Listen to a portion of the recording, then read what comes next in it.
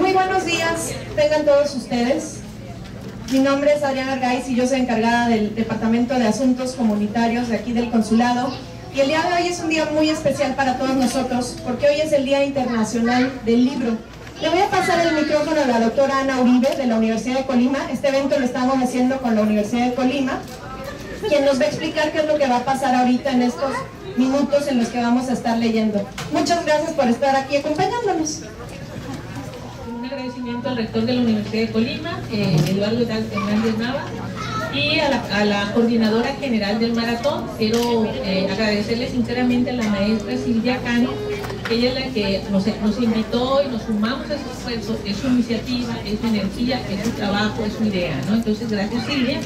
Y otro nombre, delegado regional de la Universidad de Colima, Emerela Velázquez, y la maestra María José Morán, Centro de Tecnología Educativa, y particularmente también a Cecilia Álvarez, que es nuestra fotógrafa.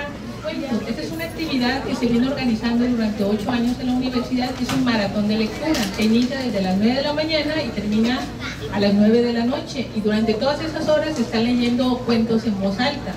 En este momento nosotros nos vamos a enlazar, o nos estamos enlazando en la pantalla que ven atrás.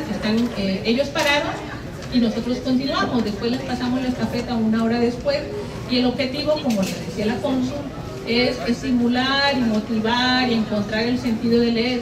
Estos cuentos son cuentos ingleses de un escritor, Oscar Wilde, que ya en 1840 él escribió esos cuentos, pero son seleccionados porque hay un comité que selecciona determinados cuentos o determinadas lecturas.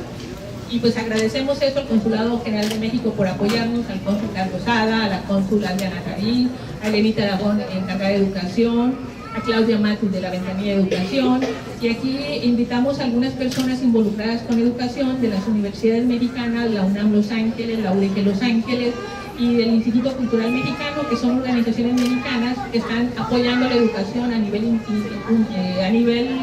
universitario y en general la educación básica. Y por último quiero comentar que esta actividad la estamos iniciando como un compromiso que tenemos los colegas de la Universidad de Guadalajara, la UNAM Los Ángeles, Universidad de Guadalajara Los Ángeles, UNAM Los Ángeles y nosotros como Universidad de Colima, para iniciar lo que hemos calificado como jornadas universitarias. Vamos a venir haciendo una serie de actividades, y esta pensamos que puede ser una apertura. Ellos se suman a nosotros, como también le hemos pedido al Instituto Cultural Mexicano que haya aquí gente del instituto que también se sume. Muchas gracias. Bueno, muy buenos días. Me da mucho gusto verlos aquí. Sé que están para el propósito de esperar sus documentos y no los vamos a entretener más el tiempo normal para que se les entreguen sus pasaportes, sus matrículas, pero aprovechamos este espacio para este mensaje que me parece a mí muy importante, porque efectivamente, como decía Adriana, la doctora, nos olvidamos muchas veces que el mejor amigo del hombre es un libro. Un libro es el mejor compañero, lo puede uno llevar por todos lados, nunca se queja, lo puede uno tener ahí junto a algo cuando se va uno a dormir, leer algunas páginas, creo que ya se hace. Sí.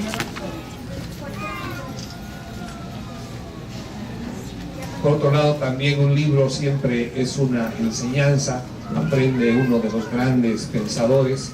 Además, un libro pues es alguien en el que siempre podemos confiar porque está disponible, nunca nos va a reclamar nada, pero sobre todo el hábito de la lectura es fundamental, y que en la cotidianidad y la dinámica de las vidas que todos llevamos ahora, ya se nos ha olvidado el llevar un libro con nosotros, y sobre todo también inculcar en nuestros hijos el hábito de la lectura en inglés, de la lectura en español, precisamente también con las universidades que están aquí presentes, la UNAM, Universidad de Colima, UDG.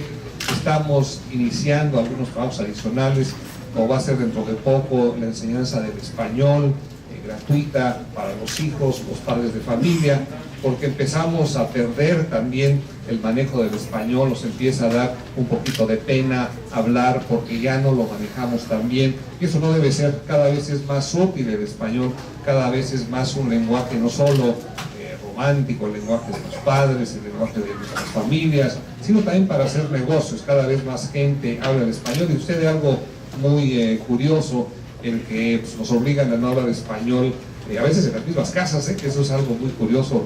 En sus casas ustedes ya no les hablan en español a sus hijos, tienen que forzar a sus hijos a que hablen español. Igual en las escuelas, y luego resulta que ya cuando se incorporan a high school, preparatoria, los obligan a hablar otro idioma y es mucho más difícil. Pero a lo que voy es que es importante también el hábito de la lectura, porque se va refrescando el español y se va conociendo la estructura gramatical de nuestro idioma, que es extraordinario. Con esto pues yo les quiero dejar este mensaje, que aprovechemos esta ocasión de refrescarnos, el que tenemos pues frente a nosotros retos muy importantes, sí, pero uno de ellos debe ser cotidianamente un libro, que los jovencitos, así como este muchachito que está aquí con nosotros, se empiecen a leer, que los padres les empiecen a leer. Dentro de unos días, el domingo, vamos a tener un evento en la Plaza México sobre Cricri, que también pues es algo que traemos como bagaje cultural de los mexicanos. Ojalá se puedan dar una vuelta, y hay libros de Cricri que nos conectan mucho con nuestra tierra y con nuestra familia. Entonces es algo que no debemos de perder, pero el origen, el principio de todo es leer un libro, verlo como el mejor amigo de todos nosotros, un buen libro para entretenimiento, esparcimiento y para aprender y ser mejores cada día. Muchas gracias por oír este mensaje. Me parece que vamos a proceder ahora a leer algunos cuentos. Gracias. Damos inicio con este programa. Comienza con la primera lectura con el Cónsul General de México en Los Ángeles. Como usted guste, mejor porque aquí lo ven. Me pidieron, en solidaridad a este esfuerzo que se está replicando en muchos lugares de México y de Estados Unidos, el leer un cuento corto que se llama El espejo de Matsuyama. Es un cuento popular japonés y dice así: en Matsuyama, lugar remoto de la provincia japonesa de Chigo, vivía un matrimonio de jóvenes campesinos que tenían a su pequeña hija como centro y alegría de sus vidas. Un día, el marido tuvo que viajar a la capital para resolver unos asuntos, y ante el temor de la mujer por un viaje tan largo y a un mundo tan desconocido, la consoló con la promesa de regresar lo antes posible y de traerle a ella y a su hijita hermosos regalos. Después de una larga temporada que a ella se le hizo eterna, vio por fin a su esposo de vuelta a casa y pudo oír de sus labios lo que le había sucedido y las cosas extraordinarias que había visto, mientras que la niña jugaba feliz con los juguetes que su padre le había comprado. Para ti, le dijo el marido a su mujer, te he traído un regalo muy extraño que sé que te va a sorprender. Míralo y dime qué ves dentro. Era un objeto redondo, blanco por un lado, con adornos de pájaros y flores, y por el otro lado muy brillante y terso.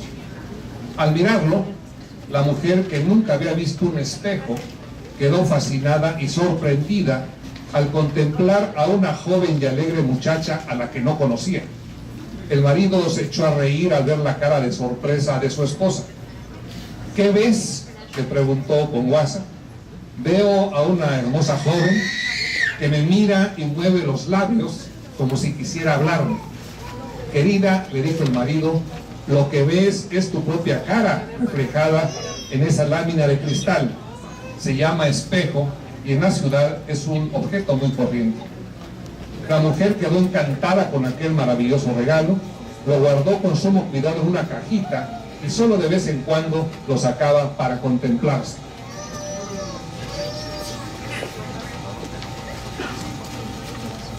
Pasó el tiempo y la niña se había convertido en una linda muchacha, buena y cariñosa, que cada vez se parecía más a su madre.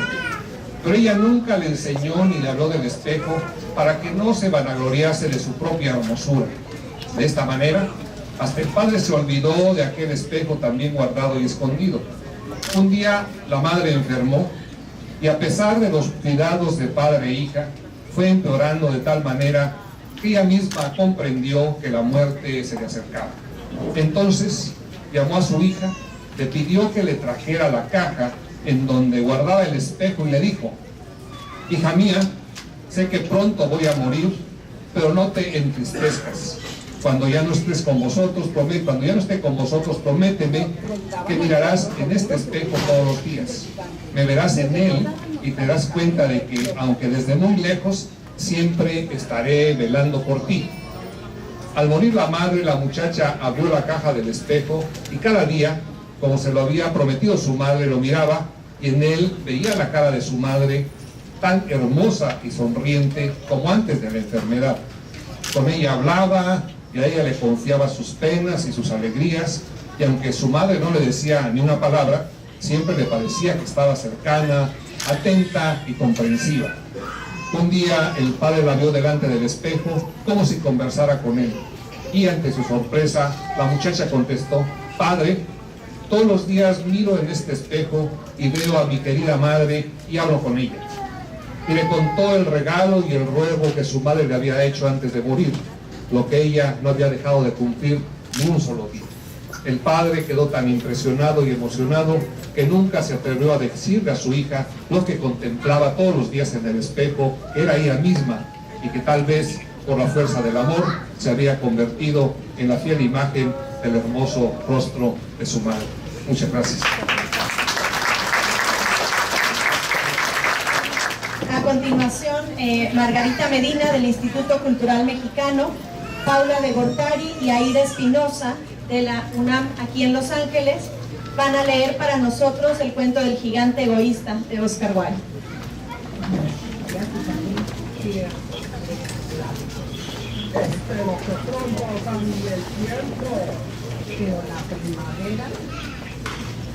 El gigante egoísta.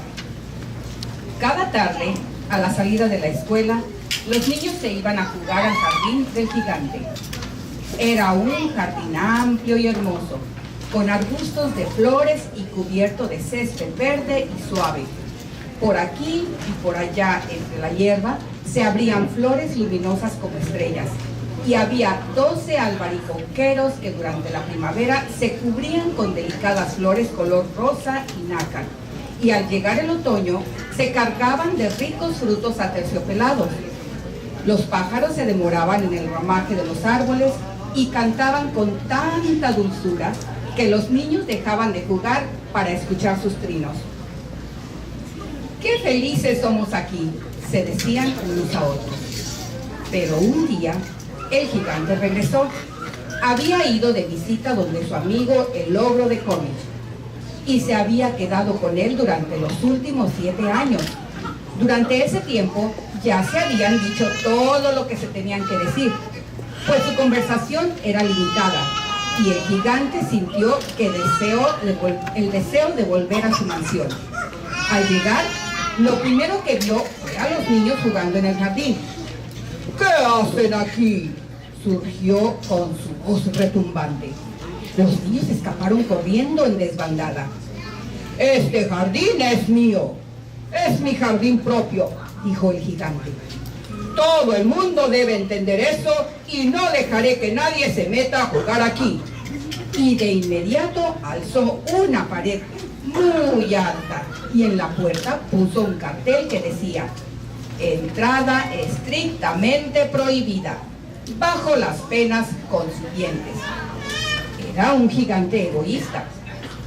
Los pobres niños se quedaron sin tener dónde jugar. Hicieron la prueba de ir a jugar en la carretera, pero estaba llena de polvo.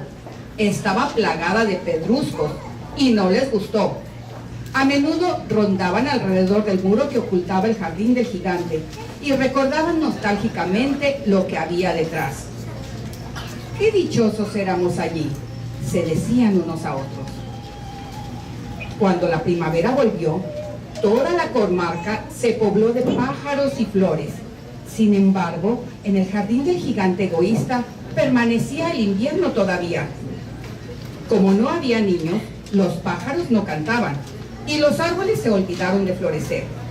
Solo una vez una lindísima flor se asomó entre la hierba, pero apenas vio el cartel, se sintió tan triste por los niños que volvió a meterse bajo tierra y volvió a quedarse dormida.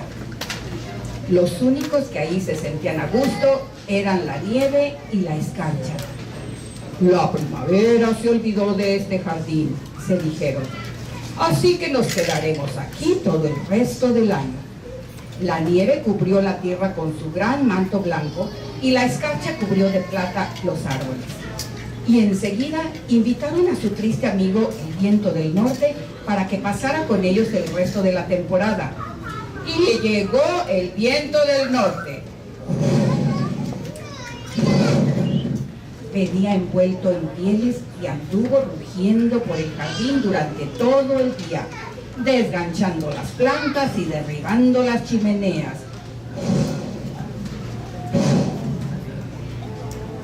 ¡Qué lugar más agradable!, dijo.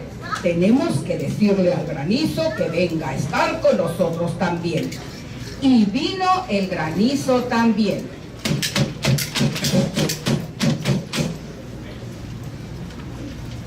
Todos los días se pasaba 3 horas tamborileando en los tejados de la mansión, hasta que rompió la mayor parte de las tejas. Después se ponía a dar vueltas alrededor, corriendo lo más rápido que podía. Se vestía de gris y su aliento era como el hielo. No entiendo por qué la primavera se demora tanto en llegar aquí, decía el gigante egoísta, cuando se asomaba a la ventana y veía su jardín cubierto de gris y blanco. Espero que pronto cambie el tiempo. Pero la primavera no llegó nunca, ni tampoco el verano. El otoño dio frutos dorados en todos los jardines, pero al jardín del gigante no le dio ninguno. Es un gigante demasiado egoísta, decían los frutales.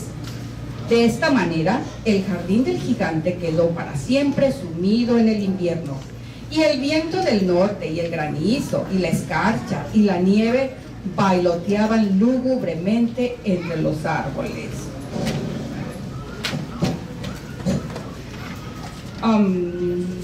Una mañana, el gigante estaba en la cama todavía cuando oyó que una música muy hermosa llegaba desde afuera. Sonaba tan dulce en sus oídos que pensó que tenía que ser el rey de los elfos que pasaba por allí. En realidad, era solo un jilguerito que estaba cantando frente a su ventana, pero hacía tanto tiempo que el gigante no escuchaba cantar ni un pájaro en su jardín, que le pareció escuchar la música más bella del mundo. Entonces, el granizo se detuvo en su danza, y el viento del norte dejó de rugir y un perfume delicioso penetró por entre las persianas abiertas. ¡Qué bueno! Parece que al fin llegó la primavera, dijo el gigante y saltó de la cama para correr a la ventana. ¿Y qué es lo que vio? Ante sus ojos había un espectáculo maravilloso. A través de una brecha del muro habían entrado los niños y se habían trepado a los árboles. En cada árbol había un niño y los árboles estaban tan felices de tenerlos nuevamente con ellos que se habían cubierto de flores y balanceaban suavemente sus ramas sobre sus cabecitas infantiles. Los pájaros revoloteaban cantando alrededor de ellos y los pequeños reían. Era realmente un espectáculo muy bello. Solo en un rincón del invierno, quedó por ahí en un rincón. Era el rincón más apartado del jardín y en él se encontraba un niñito, pero era tan pequeño que no lograba alcanzar las ramas del árbol. Y el niño daba vueltas alrededor del viejo tronco llorando amargamente. El pobre árbol estaba todavía completamente cubierto de escarcha y nieve, y el viento del norte soplaba y rugía sobre él, sacudiéndole las ramas que parecían a punto de quebrarse. «Sube a mí, niñito», decía el árbol, inclinando sus ramas todo lo que podía, pero el niño era demasiado pequeño.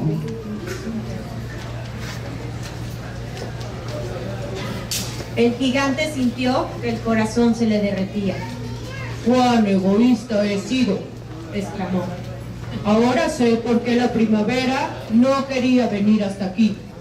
Subiré a ese pobre niñito al árbol y después voy a botar el muro. Desde hoy mi jardín será para siempre un lugar de juegos para los niños. Estaba de veras arrepentido por lo que había hecho. Bajó entonces la escalera, abrió cautelosamente la puerta de la casa y entró en el jardín. Pero en cuanto lo vieron los niños, se aterrorizaron. Salieron a escape y el jardín quedó en invierno otra vez. Solo aquel pequeñín del rincón más alejado no escapó, porque tenía los ojos tan llenos de lágrimas que no vio venir al gigante. Entonces el gigante se le acercó por detrás, lo tomó gentilmente entre sus manos y lo subió al árbol. El árbol floreció de repente y los pájaros vinieron a cantar entre sus ramas. Y el niño abrazó el cuello del gigante y lo besó. Y los otros niños, cuando vieron que el gigante ya no era malo, volvieron corriendo alegremente. Con ellos, la primavera regresó al jardín. Desde ahora el jardín será para ustedes, hijos míos, Dijo el gigante, y tomando un hacha enorme, echó abajo el muro. Al mediodía, cuando la gente se dirigía al mercado, todos pudieron ver al gigante jugando con los niños en el jardín más hermoso que habían visto jamás. Estuvieron allí jugando todo el día, y al llegar la noche, los niños fueron a despedirse del gigante. Pero, ¿dónde está el más pequeñito?, Preguntó el gigante. ¿ese niño que subía al árbol del rincón? El gigante lo quería más que a los otros niños, porque el pequeño le había dado un beso. No lo sabemos, respondieron los niños. Se marchó solito, Díganle que vuelva mañana. dijo el gigante. Pero los niños contestaron que no sabía dónde vivía y que nunca lo habían visto antes. Y el gigante se quedó muy triste.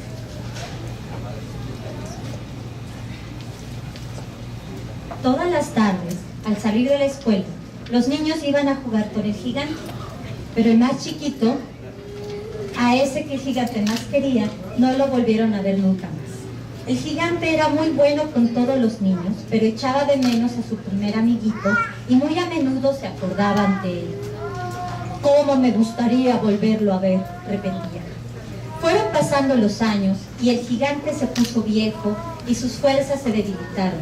Ya no podía jugar, pero sentado en un enorme sillón, miraba jugar a los niños y admiraba su jardín. «Tengo muchas flores hermosas», se decía, «pero los niños son las flores más hermosas de todas». Una mañana de invierno, miró por la ventana mientras se vestía. Ya no odiaba el invierno, pues sabía que el invierno era simplemente la primavera dormida y que las flores estaban descansando. Sin embargo, de pronto se restregó los ojos, maravillado, y miró. Era realmente maravilloso lo que estaba viendo. En el rincón más lejano del jardín había un árbol cubierto por completo de flores blancas. Todas sus ramas eran doradas y de ellas colgaban frutos de plátano. Debajo del árbol estaba parado el pequeñito a quien tanto había echado de menos. Lleno de alegría, el gigante bajó corriendo las escaleras y entró en el jardín. Pero cuando llegó junto al niño, su rostro enrojeció de ira y dijo: «¿Quién se ha atrevido a hacerte daño?», porque en la palma de las manos del niño había huellas de clavos. Y también había huellas de clavos en sus pies. «¿Pero quién se atrevió a herirte?», gritó el gigante. «Dímelo para tomar la espada y matarlo». «No», respondió el niño, «estas son las heridas del amor». «¿Quién eres tú, mi pequeño niñito?», preguntó el gigante. Y un extraño temor lo invadió y cayó de rodillas ante el pequeño. Entonces el niño sonrió al gigante y le dijo: «Una vez tú me dejaste jugar en tu jardín. Hoy jugarás conmigo en el jardín mío, que es el paraíso». Y cuando los niños llegaron esa tarde, encontraron al gigante muerto debajo del árbol. Parecía dormir y estaba entero, cubierto de flores de vidas.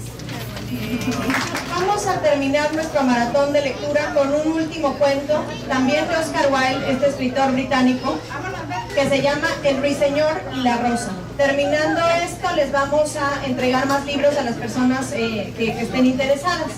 A continuación va a leer la licenciada Claudia Matus, de la Ventanilla de Salud, la licenciada Claudia de Oportunidades Educativas, la licenciada Claudia Rey, organizadora de la Feria del Libro en Español, Léala, la señora Victoria Calderón, el señor José Antonio Aguirre del Instituto Cultural Mexicano y Elena Aragón, de aquí de nuestro consulado del área de educación.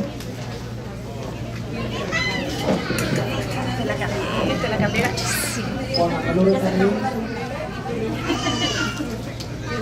El ruiseñor y la rosa.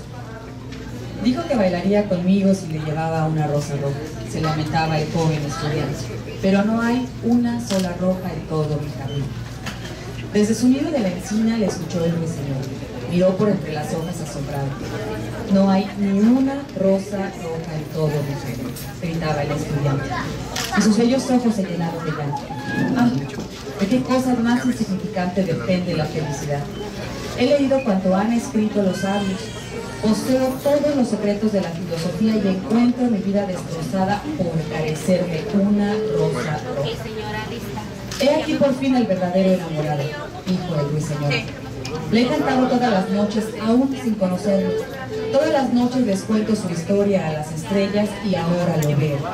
Su cabellera es oscura como la flor del jacinto y sus labios rojos como la rosa que desea. Pero la pasión lo ha puesto pálido como el marfil y el dolor ha sellado su frente. El príncipe da un baile mañana por la noche, murmuraba el joven estudiante, y mi amada asistirá a la fiesta. Si le llevo una rosa roja, bailará conmigo hasta el amanecer. Si le llevo una rosa roja, la tendré en mis brazos. Reclinará su cabeza sobre mi hombro y su mano estrechará la mía. Pero no hay rosas rojas en mi jardín. Por lo tanto, tendré que estar solo y no me hará ningún caso. No se fijará en mí para nada y se destrozará mi corazón. He aquí el verdadero enamorado, dijo el ruiseñor. Sufre todo lo que yo canto, todo lo que es alegría para mí es pena para él. Realmente el amor es algo maravilloso, es más bello que las esmeraldas y más raro que los finos ópalos.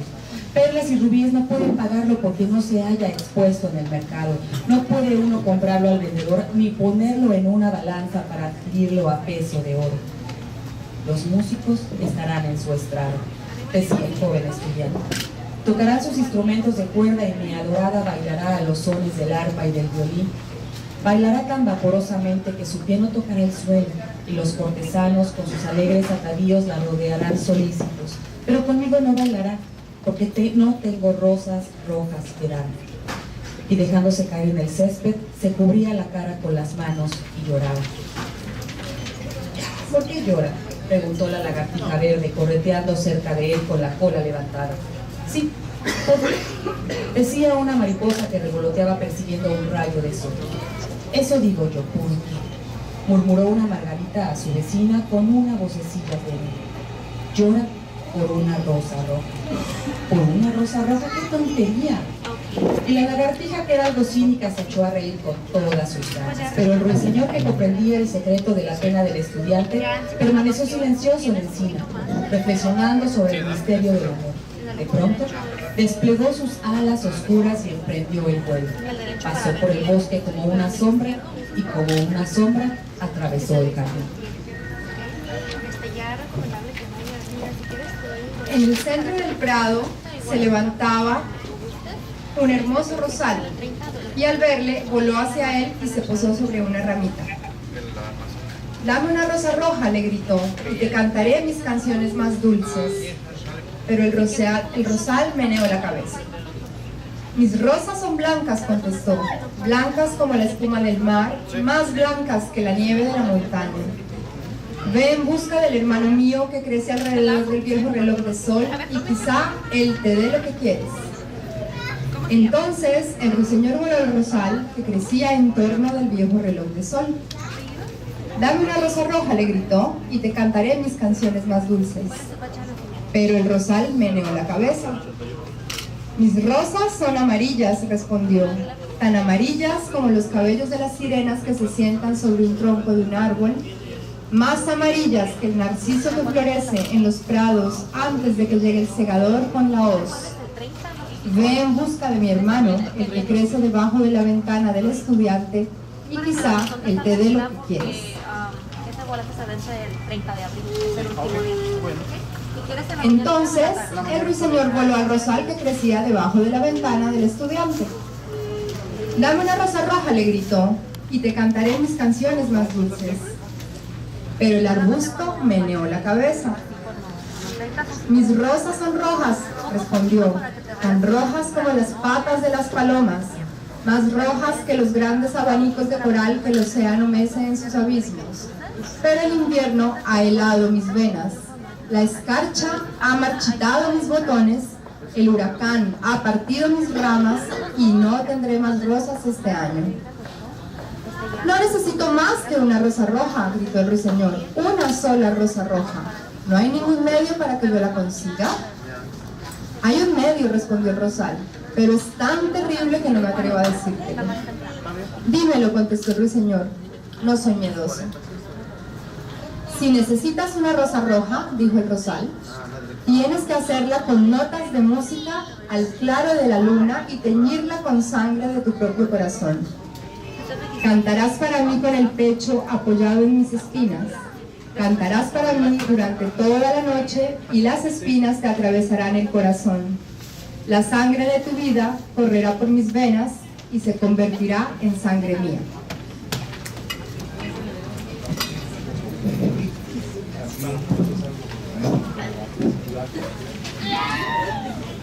La muerte es un buen precio para una rosa roja, replicó el ruiseñor, y todo el mundo ama la vida.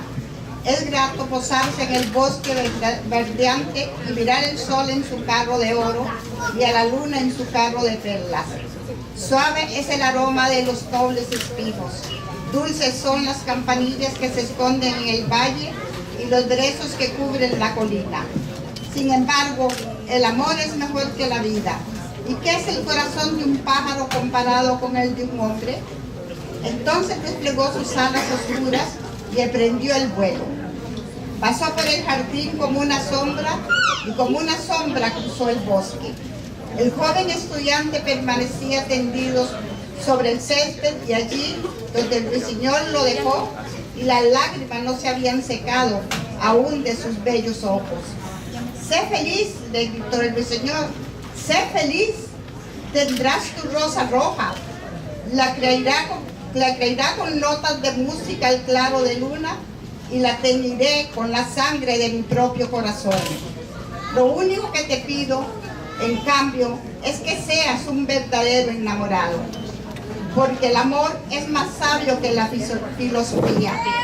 Aunque ésta sea sabia, más fuerte que el poder, por fuerte que éste lo sea. Sus alas son color de fuego y su cuerpo color de llama. Sus labios son dulces como la miel y su hálito es como el incienso.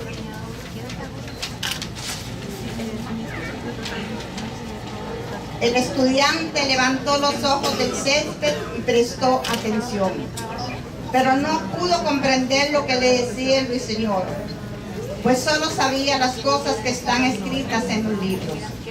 Pero la encina lo comprendió y se puso triste, porque amaba mucho al ruiseñor que había construido su nido en sus ramas. Cántame la última canción, murmuró. Me quedaré tan triste cuando te vayas. Entonces el ruiseñor cantó para la encina, y su voz era como el agua que ríe y una fuente argentina. Al terminar la canción, el estudiante se levantó, sacando al mismo tiempo su cuaderno de notas y su lápiz. El ruiseñor se decía, paseándose por la alameda: el ruiseñor posee una belleza innegable, pero ¿siente? Me temo que no. Después de todo, es como muchos artistas, puro estilo, exento de la sinceridad. No se sacrifica por los demás, no piensa más que en la música y en el arte. Como todo el mundo sabe, es egoísta, ciertamente. No puede negarse que su garganta tiene notas bellísimas. Qué lástima que todo eso no tenga sentido alguno, que no persiga ningún fin práctico. Y volviendo a su habitación, se acostó sobre su jergoncillo y se puso a pensar en su adorada. Al poco rato se quedó dormido.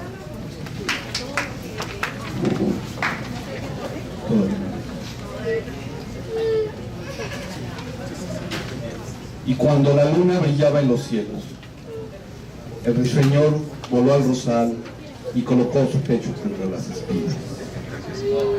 Y toda la noche cantó con el pecho apoyado sobre las espinas. Y la fea luna, de cristal, se detuvo y estuvo escuchando toda la noche. Cantó durante toda la noche. Y las espinas penetraron cada vez más en su pecho, y la sangre de su vida fluía de su pecho. Al principio cantó el nacimiento del amor en el corazón de un joven y de una muchacha. Y sobre la rama más alta del rosal floreció una rosa maravillosa, pétalo tras pétalo, canción tras canción. Primero era pálida, como la bruma que flota sobre el río, pálida como los pies de la mañana y argenteada como las alas de la aurora.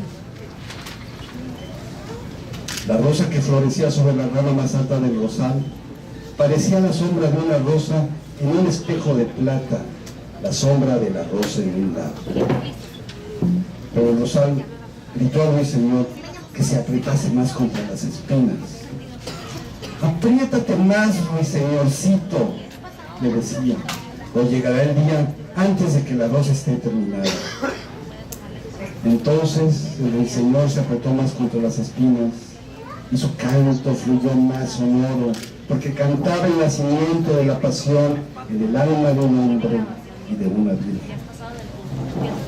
Y un delicado rumor apareció sobre los pétalos de la rosa, lo mismo que enrojece la cara de un enamorado que besa los labios de su prometida. Pero las espinas no habían llegado aún al corazón del ruiseñor. Por eso el corazón de la rosa seguía blanco, porque solo la sangre de un ruiseñor puede colorear el corazón de una rosa. Y el rosal gritó al ruiseñor que se apretase más contra las espinas. «Apriétate más, ruiseñorcito», le decía, «o llegará el día antes de que la rosa esté terminada». Entonces el ruiseñor se apretó aún más contra las espinas, y las espinas tocaron su corazón, y él sintió en su interior un cruel tormento de dolor. Cuanto más acerbo era su dolor, más impetuoso salía su canto, porque cantaba el amor sublimado por la muerte, el amor que no termina en la tumba.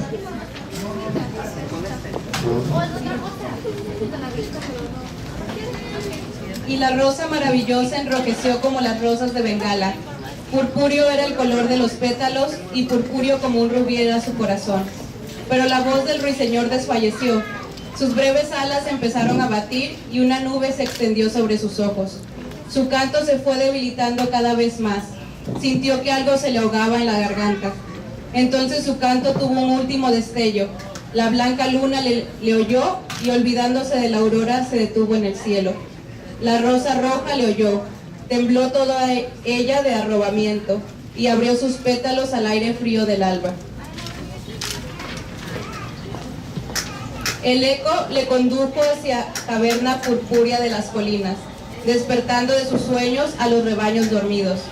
El canto flotó entre los cañaverales del río, que llevaron su mensaje al mar. «Mira, mira», gritó el rosal, «ya está terminada la rosa». Pero el ruiseñor no respondió. Yacía muerto sobre las altas hierbas, con el corazón traspasado de espinas. A mediodía, el estudiante abrió su ventana y miró hacia afuera. «¡Qué extraña buena suerte!», exclamó. «He aquí una rosa roja. No he visto rosa semejante en toda vida. Es tan bella que estoy seguro de que debe tener en latín un nombre muy enrevesado». E inclinándose, la cogió. Inmediatamente se puso el sombrero y corrió a casa del profesor, llevando en su mano la rosa. La hija del profesor estaba sentada a la puerta. Devanaba en seda azul sobre un carrete con un perrito echado a sus pies. «Dijiste que bailarías conmigo si te traía una rosa roja», le dijo el estudiante. He aquí la rosa más roja del mundo. Esta noche la prenderás cerca de tu corazón y cuando bailemos juntos, ella te dirá cuánto te quiero. Pero la joven frunció las cejas. Temo que esta rosa no armonice bien con mi vestido, respondió. Además, el sobrino del chambelán me ha enviado varias joyas de verdad, y ya se sabe que las joyas cuestan más que las flores. ¡Oh, qué ingrata eres!, dijo el estudiante lleno de cólera, y tiró la rosa al arroyo. Un pesado carro la aplastó. Ingrato, dijo la joven, te diré que te portas como un grosero, y después de todo, ¿qué eres? Un simple estudiante. Va, no creo que puedas tener nunca hebillas de plata en los zapatos como las del sobrino del chambelán. Y levantándose de su silla, se metió en su casa. Qué tontería es el amor, se decía el estudiante a su regreso. No es ni la mitad de útil que la lógica, porque no puede probar nada. Habla siempre de cosas que no sucederán y hace creer a la gente cosas que no son ciertas. Realmente no es nada práctico, y como en nuestra época todo estriba en ser práctico, voy a volver a la filosofía y al estudio de las metafísicas. Y dicho esto, el estudiante, una vez en su habitación, abrió un gran libro polvoriento y se puso a leer. Comentario final por parte de Ana Uribe de la Universidad de Colima. Miren, como vieron, hubo varias voces, fueron cuentos. Esperemos que les haya quedado una curiosidad o ganas de leer, porque ese es el objetivo. Les dijimos al inicio que esta es una actividad que se está organizando por la Universidad de Colima. Es una actividad de mucha energía, de mucho trabajo. Un maratón de varias horas pues requiere mucha logística también. Nosotros aquí, con el apoyo del consulado, invaluable, estamos muy agradecidos sinceramente por este apoyo logístico de estar aquí.